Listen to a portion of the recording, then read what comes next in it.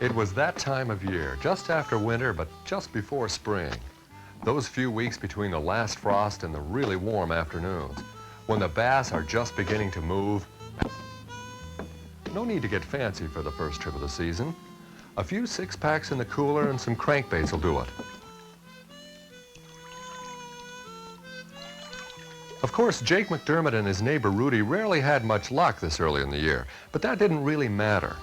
It always felt good just to get out on the lake after what Jake called the long indoor season. As much as anything, it was an excuse to get out of the house, to get away from it all, pop a few beers, and just plain relax. A lousy day of fishing, they both agreed, was still better than a good day at the office.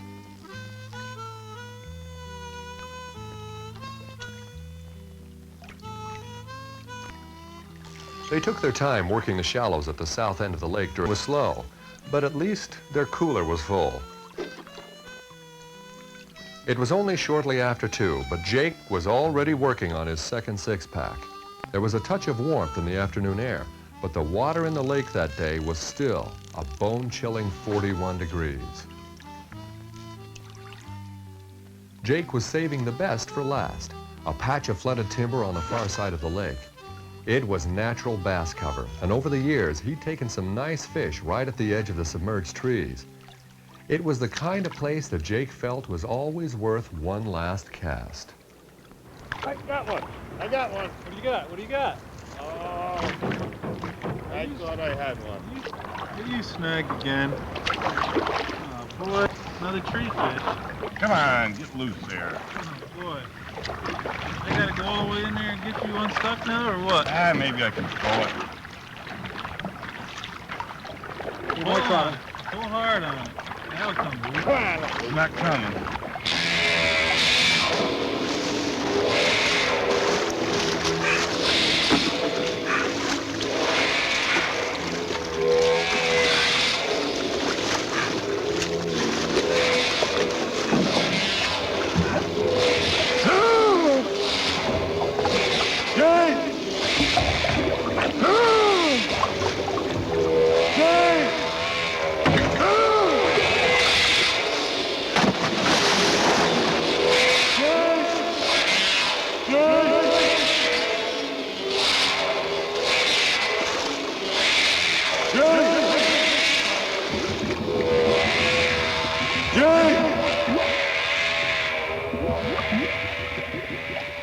Jake McDermott drowned just a few yards from his capsized boat in about 8 feet of water.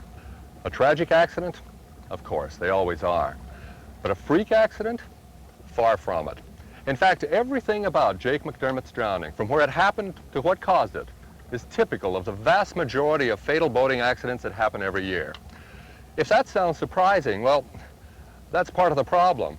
You see, contrary to popular belief, the typical accident doesn't involve a large offshore boat floundering in high seas and gale force winds. The circumstances in which most fatal accidents occur are far less dramatic. Instead of big water, the typical accident happens inland, on lakes and rivers, the small ponds and streams. And in more cases than not, it's the non-traditional boater who's involved. Fishermen, hunters, campers, people who are likely to be on the water in the spring or the fall months. And usually it's small boats, 16 feet or less, either with no motor or one of 10 horsepower or less. Almost half of all boating fatalities happen in broad daylight and in flat, calm conditions. And most of the time, the boat isn't even underway. Thanks, Jim. Of course, no two boating accidents are exactly alike, but in all too many cases, the common denominator is alcohol. In fact, 60% of all boating deaths are somehow alcohol-related. Part of the problem is that drinking while boating is almost a tradition. The one item you can bet will be on board is a cooler full of beer. But when out in a boat, the alcohol in just 2 or 3 drinks can significantly affect your balance, your vision, your judgment, and your ability to react quickly in case of an emergency. And don't for a minute fall for the myth that beer or wine is any less intoxicating than hard liquor. A can of beer or a glass of wine contain the same amount of alcohol as a shot of whiskey. It doesn't take much alcohol to affect your coordination, And even the slightest sense of unsteadiness can transform small boats like these into highly unstable and dangerous platforms. Maintaining the stability of a small boat is critical, so it's essential to understand the boat you'll be using. Most modern boats have capacity plates. This 14-foot utility boat is rated for a maximum of 640 pounds and a 25 horsepower motor.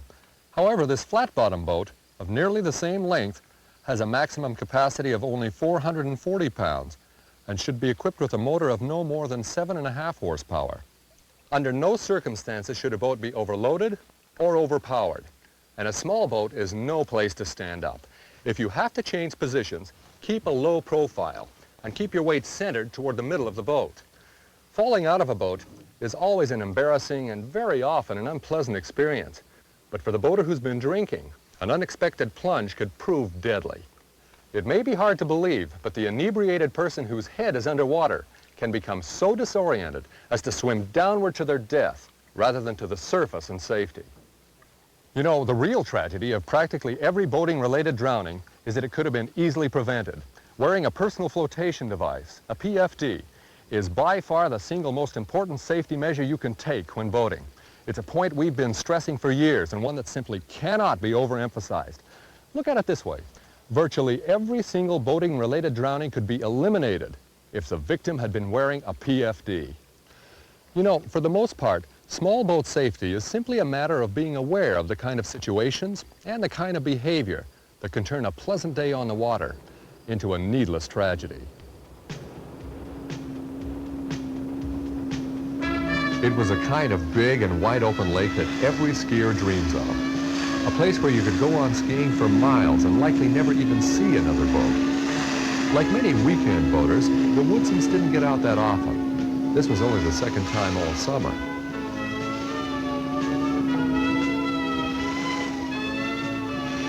As much as a skiing or spending time with his family, for Dean Woodson, this was a chance to unwind after a long week behind his desk.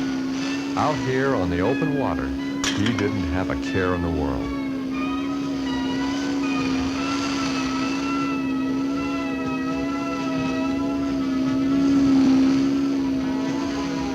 The midday sun felt good. But in this kind of heat, Dean just couldn't seem to get enough to drink. The beer went down like water, and the 7th and then the 8th tasted as good as the first.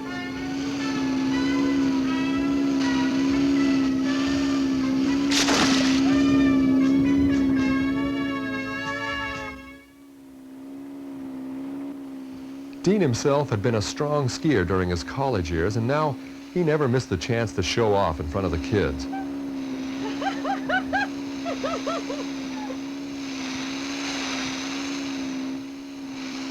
Like many men his age, he still felt he had to push himself to the limit.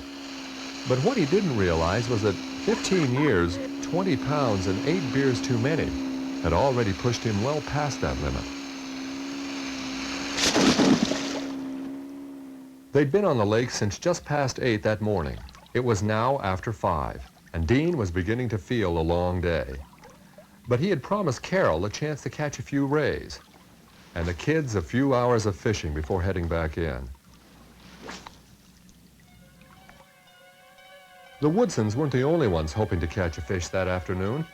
About 3 miles away, Gary Albright and Paul Grayson had spent the day drift fishing near the western shore, and now were about ready to call it a day.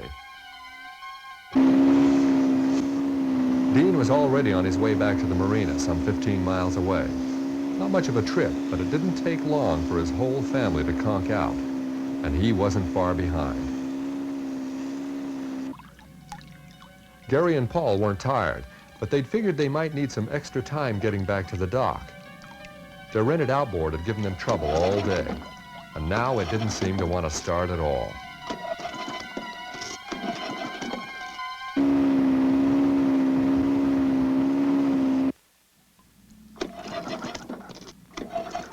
They were beginning to think they might be in trouble until Gary heard the other boat. Well, at least they'd be able to get a tow back in. But with the glare off the water and in his condition, Dean didn't even know they were there. Suddenly, Gary realized that this boat wasn't coming to help. It wasn't slowing down, and it was heading right for them. probably some hotshot playing games. But Dean wasn't up to any stunt. He was, in fact, just barely awake. His boat had become a 2,000-pound projectile, and its target lay dead ahead. Watch out! Stop! Look out! Look out!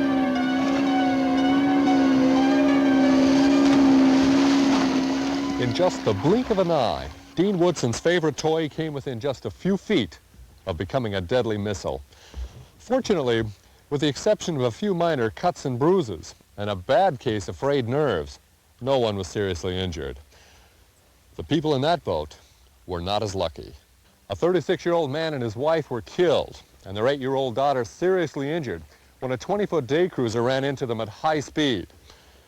Collisions, whether they occur with another boat or objects in the water, are far and away the most common type of boating accident. And a surprisingly large number happen not at night or in heavy fog, but when conditions are ideal. So why do so many collisions occur? Well, first of all, it has something to do with the sense of freedom we experience when we're on the water, a feeling that we can go just about anywhere without really having to pay close attention to what we're doing. After all, out here there are no traffic lanes or signals, and the chances of colliding with another boat in all this open space seem incredibly remote. As a result, there's a tendency to take a very casual approach to operating a boat. And that's where the problems start. The number one cause of collision accidents is carelessness, a failure to keep a proper lookout. But there's more to it than that.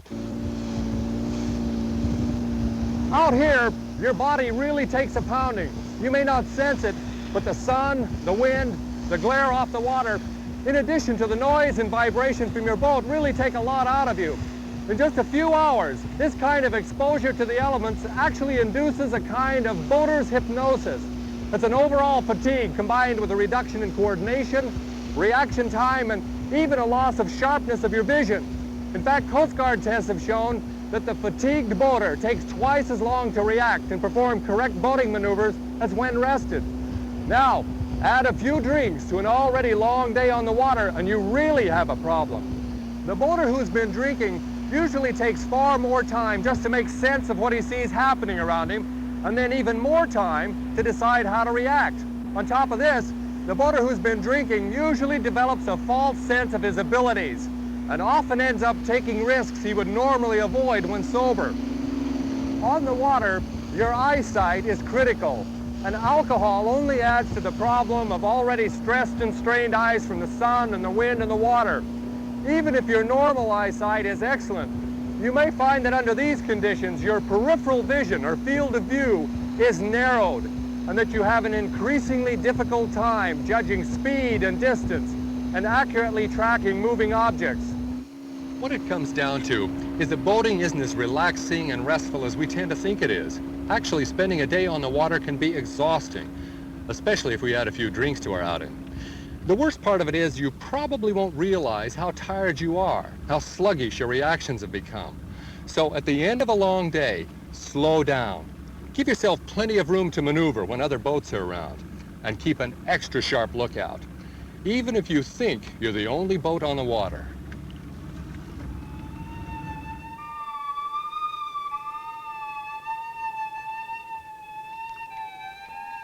It is a ritual as old as the sport itself. And here out on the open water, you need more than a few dozen decoys. Roy LeGrand had been hunting the river since he was 16, yet for him, there was still something special about watching the sun slowly rise over the water. His partner thought so too.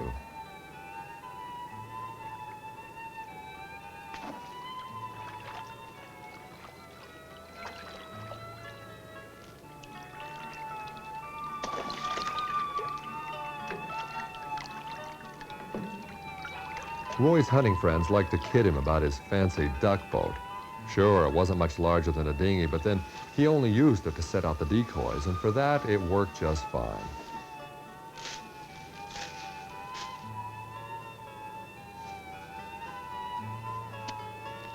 One thing about duck and goose hunting, you never know what's going to happen. But some days the birds come in as if on cue, and this was one of those days.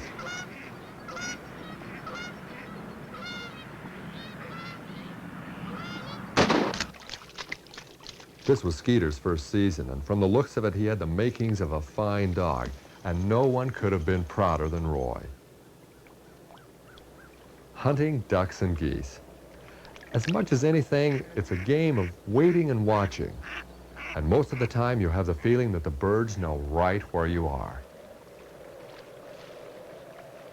But it was still early in the day, and around noon, a cold front started to push through from the west.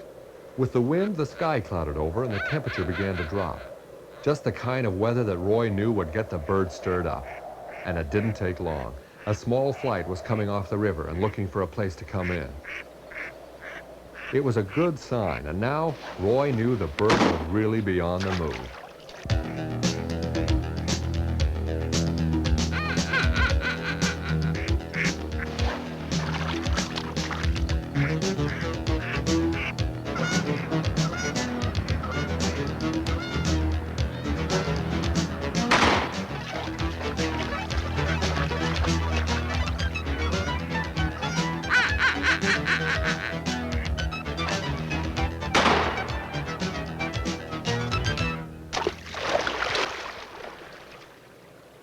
The bird fell beyond the outer edge of the decoys.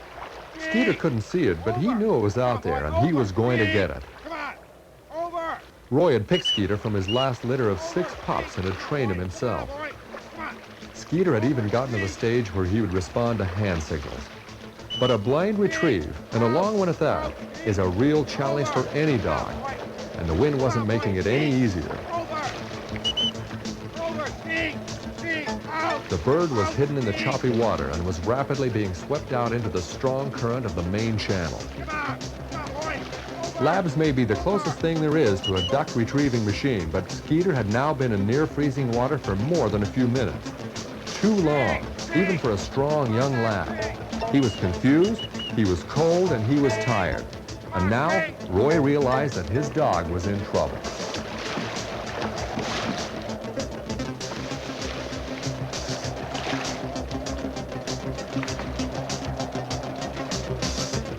It's funny how quickly we can change our thinking about certain things. Roy had always thought of his boat as really nothing more than a storage bin for his decoys. Yet right now, that little skiff was the one thing that could help save Skeeter's life.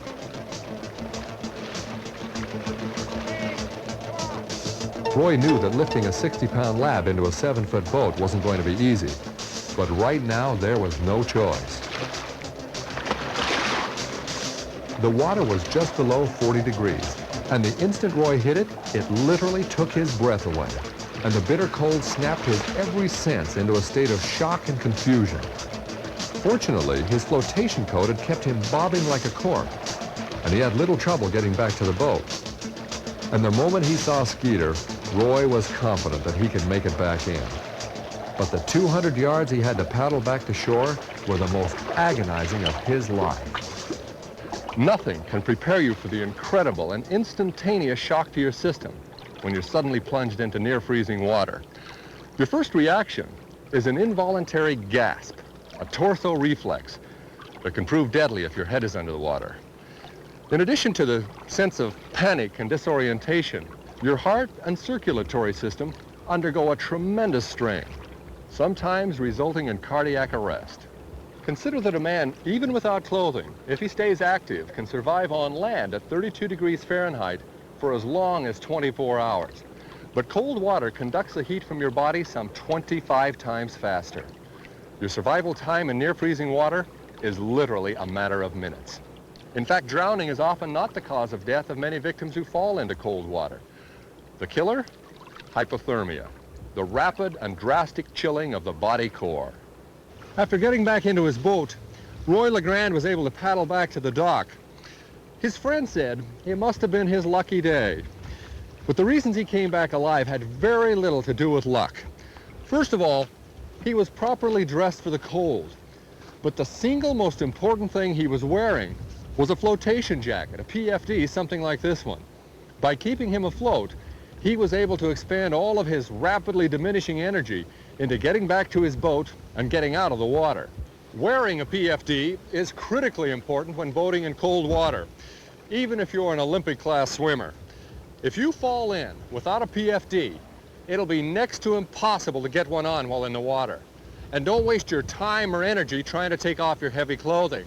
They won't drag you down. Because they trap air, they'll actually help you remain afloat and preserve your body heat.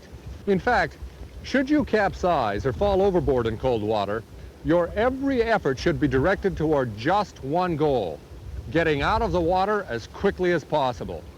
It's a rule Roy LeGrand didn't forget, and it saved his life. He was prepared, and he knew that surviving was entirely up to him. A cold December marsh is no place to expect help to come along. So if you head out when the water is cold, be absolutely sure you're well prepared. Dress properly. Several layers of light clothing offer better protection than a single heavy layer. And remember, wool insulates even when wet. Check the weather forecast and be sure to tell someone where you're going and when you expect to return. Know what to do in an emergency. Practice capsizing and righting your boat during the warm water months. And always wear a PFD. Never forget that water assumes an entirely different character as its temperature drops. From an element that is pleasant and refreshing during the summer, it becomes, as it gets cold, one of the most hostile environments known to man. You know, as I look at the accident reports from around the country, it's frightening to note just how many took place in circumstances where there was no obvious danger. A fisherman casting on a quiet lake, a duck hunter setting out his decoys just a few yards from his blind. The fact is, the vast majority of boating accidents happen without warning, at times when they're least expected. Far too many people who use boats as part of their outdoor recreation simply don't realize how easy it is to get into serious trouble, to actually find themselves in life or death situations. If you don't think so, consider that more outdoorsmen die from drowning or cold water exposure than for any other reason. And in the younger age groups, drowning is the second leading cause of accidental death in the country. So if your outdoor sport involves boats, please take this advice to heart. Take the time to learn basic boat handling skills. Courses are available through your state or provincial agencies, as well as a number of private boating organizations. If you drink, you must understand that alcohol greatly increases your chances of having an accident. If you go out when the water is cold, be prepared and know what to do in case of an emergency. If you can't swim, take a course from your local YMCA or the Red Cross. But no one should ever be embarrassed to wear a PFD. It is by far your best defense against drowning. A few preventative measures, some basic safety rules, and some common sense. Nothing complicated, but it can go a long way towards saving your life.